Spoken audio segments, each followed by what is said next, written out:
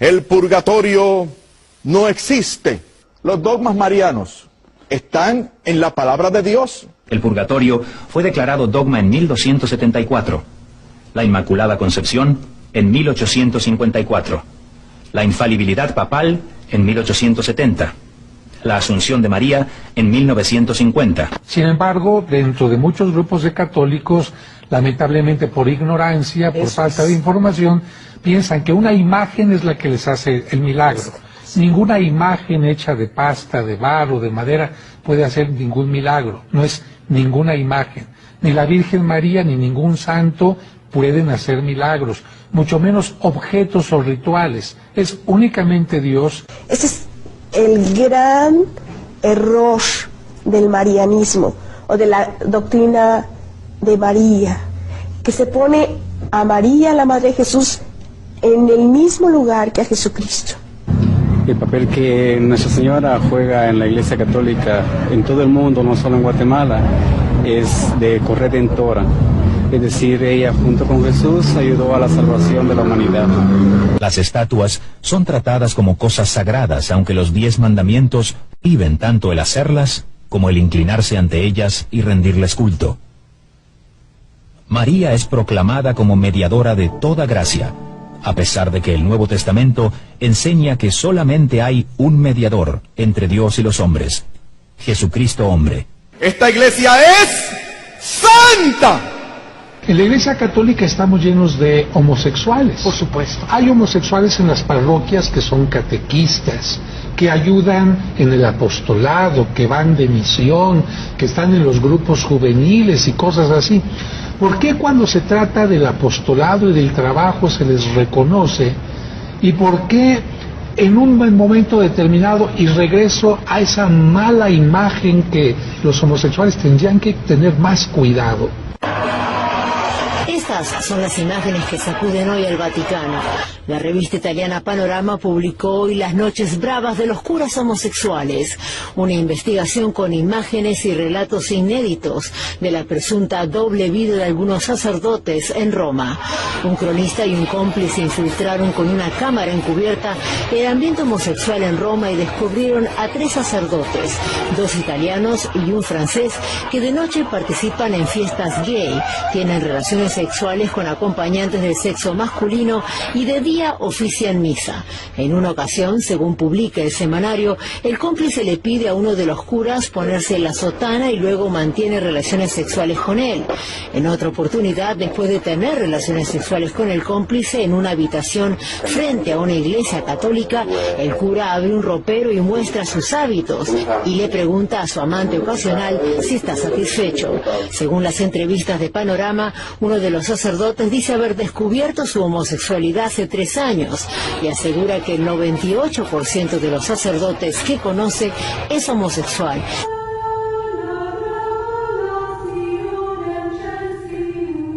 La misa es el centro de la experiencia católica romana y todos los católicos deben asistir semanalmente. La Iglesia Católica dice que la misa es una representación de la última cena. Aquella noche, Jesucristo tomó pan y vino diciendo: «Esto es mi cuerpo y esto es mi sangre». La Iglesia romana enseña que con esas palabras se produce un cambio milagroso. Luego Cristo enseñó a sus discípulos: «Esto haced en memoria de mí». La respuesta de la Iglesia romana a ese mandamiento es la misa. Cuando el sacerdote católico romano pronuncia esas palabras de Cristo de la última cena, los católicos creen que se produce un cambio en el pan y el vino, que realmente se transforman en el cuerpo y la sangre de Jesucristo. El catolicismo romano enseña que un milagro se realiza cuando el sacerdote dice: «Tomad y comed todos de él, porque esto es mi cuerpo que será entregado por vosotros». La Iglesia Católica enseña que la hostia deja de ser pan y ahora es realmente el cuerpo de Cristo. Entonces, sencillamente teníamos que aceptarlo así. O sea, era difícil de creer, porque realmente comías y te daban a probar la forma. Y decías, antes de que fuera consagrada, tú te la daban a probar. Sí, es pan realmente, sabe a pan. Pero después de consagrada, cuando tú ibas a recibir la comunión, bueno, pues sigue sabiendo a pan. Si el pan y el vino son transformados en cuerpo y sangre de Jesús, ¿por qué no cambia su apariencia en la consagración en la misa?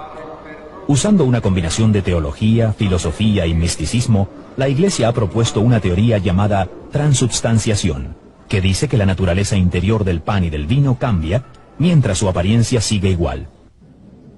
Pero siendo que el pan no cambia en su apariencia, ¿no tendría más sentido si comprendiéramos las palabras «esto es mi cuerpo» como figurado? ¿Acaso no empleaba Jesús el sentido figurado en su enseñanza? Jesús dijo, yo soy la vid verdadera. Y nadie piensa literalmente que Jesús fuera una vid, sino que es el significado, es un símil, para que nosotros podamos entender mejor lo que Jesús quiere decir. Por lo tanto, cuando Jesús dice, esto, mi cuerpo, que por vosotros es entregado, simboliza que aquel pan que se rompe y se da a las personas para que lo coman, simboliza y representa su cuerpo entregado por nosotros. La mayoría de las denominaciones cristianas entienden el significado del pan y del vino como símbolos. Sin embargo, la Iglesia Católica Romana enseña que se convierten literalmente en el cuerpo y la sangre de Cristo. La Iglesia dice que este cambio es necesario para que los católicos puedan recibir a Cristo como alimento espiritual y a la vez adorarle porque está presente. La hostia, el pan sin levadura, en la que yo creía que estaba Jesucristo allí en cuerpo y sangre. Y adoraba, más que a las imágenes, a la hostia. Yo pasaba muchas horas delante de lo que nosotros llamábamos el Santísimo, adorando la hostia. ¿Y por qué la ex monja ya no adora así delante del Santísimo? Porque yo creo en el Dios verdadero. Porque yo creo en lo que me dice el Señor, en su palabra. A través de toda la palabra, dice, no te hagas imágenes. No obstante, la Iglesia Católica enseña que el pan y el vino deben y tienen que cambiar. No solamente para que Cristo pueda ser recibido y adorado, sino también para tener un sacrificio visible como la naturaleza humana requiere. Cristo es ofrecido al Padre en cada misa mediante las manos del sacerdote. Un sacrificio literal y real por los pecados de los vivos y los muertos. La Santa Misa, para los católicos, es realmente un sacrificio en el cual Cristo otra vez vuelve a ofrecerse en la cruz. Pero es un sacrificio incruento, es decir, sin sangre. Es inconcebible que tenga que seguir muriendo cada día por nuestros pecados, como si su obra no fuera suficiente. Él necesita repetirla una y otra vez. ¿Qué es eso? Estamos minusvalorizando el sacrificio de Cristo en la cruz. No, Él es Dios, Él no es ningún hombre que murió por nosotros, Él es Dios, y su obra es suficiente de una vez para todas. Las Escrituras son claras, pero los errores persisten. El sacrificio de la misa continúa celebrándose, a pesar de las últimas palabras de Cristo en la cruz. Consumado es. La creencia de que la naturaleza del pan cambia en la misa no fue añadida como dogma hasta el Concilio de Letrán en 1215, cuando por primera vez la Iglesia romana oficializó la teoría de la transubstanciación. Profesores en el pizarrón estaba escribiendo todos los años en los que habían sido establecidos los diferentes dogmas de la Iglesia. Y al final, luego que estuvo todo escrito, dijo, bueno, ¿qué sería de la Iglesia Católica si tuviéramos que anular todos estos dogmas? Y él mismo razonando dijo, yo creo que quedaríamos en nada. Entonces ese fue el primer impacto en mi vida, y de ahí comenzaron grandes preguntas, como por ejemplo, ¿por qué Jesucristo no habrá predicado el Evangelio completo y dejó la tarea a la Iglesia para que establezca dogmas y nuevas doctrinas?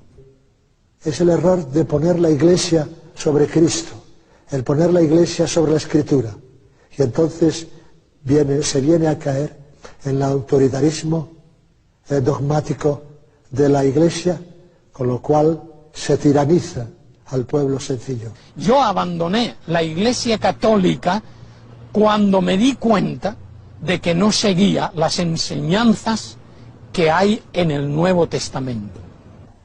Hay una gran carga en mi corazón por todas las personas católicas y especialmente por las religiosas, porque yo sé que mucha gente dentro del catolicismo busca sinceramente al Señor Jesucristo, busca sinceramente adorar al Padre y vivir una vida en el Espíritu, pero no lo logra por la idolatría.